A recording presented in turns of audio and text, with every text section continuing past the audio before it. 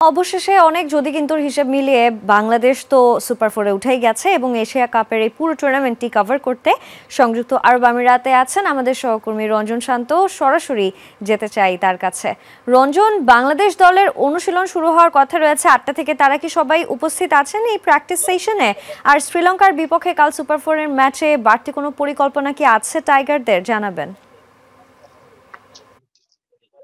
সঞ্জনা, একেবারেই যে সময়টা বলছিলাম একটু আগে যে এখানকার স্থানীয় সময় ৬টা আর ৮টায় শুরু হলো আপনার স্পোর্টস লাইভ, ঠিক সেই মুহূর্তে লিটন দাসের দল, তাসকিন আহমেদ থেকে শুরু করে প্রত্যেকেই মাঠে এসে পৌঁছেছেন। আমার ঠিক এই পেছনটা দিয়ে তারা মাত্রই প্রবেশ করলেন। তারা অনুশীলন করবেন, অন্তত ঘন্টা তিনেকের একটা সেশন রয়েছে, বিশেষ করে ম্যাচ। এবং গতকালও তো তারা এসছে, ম্যাচের দিকে চোখ ছিল। সব মিলিয়ে আজকে একটা কমপ্লিট সেশন অনুশীলন ফুরফুরে মেজাজে দেখা গেছে, বলা যায়। লিটন, তাসকিন এখানে ফ্যান্স আছেন, এখানে প্রবাসী বাঙালি তারা চলে এসেছিলেন টিম আসবে জেনে, তাদের সঙ্গে সেলফি তুলেছেন। আমরা ফিল সিমন্সকে দেখেছি, তিনি খুব চিল মোডে কানে হেডফোন দিয়ে গান শুনছেন। তো একটা প্রেশারলেস, কারণ আসলে এই টুর্নামেন্টে তো সুপার ফোরে না গেলেও কিছু করার ছিল না বাংলাদেশের।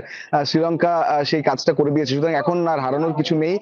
এই ম্যাচটা অবশ্যই তারা নির্ভর হয়েই খেলতে চায়, সেরকমটা এখন পর্যন্ত বডি ল্যাঙ্গুয়েজে দেখা গেছে। বাকিটা অনুশীলন দেখলে বিস্তারিত বলতে পারবো।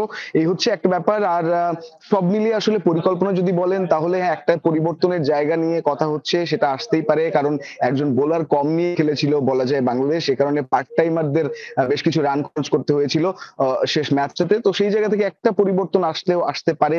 সাইফুদ্দিন পেস বোলিং অলরাউন্ডার হিসেবে তিনি একমাত্র সুযোগ পাননি।